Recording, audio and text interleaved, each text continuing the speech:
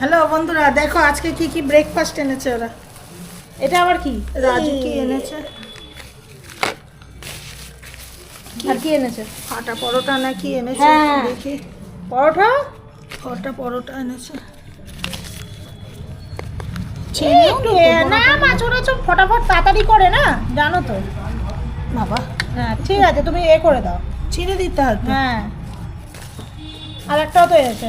এখানে তরকারি আছে একটু। হ্যাঁ বাবা, এত তরকারি। হ্যাঁ দেখো ওখানে রাখো। হ্যাঁ এটা এখানে রাখো, এটা তো আমাদের।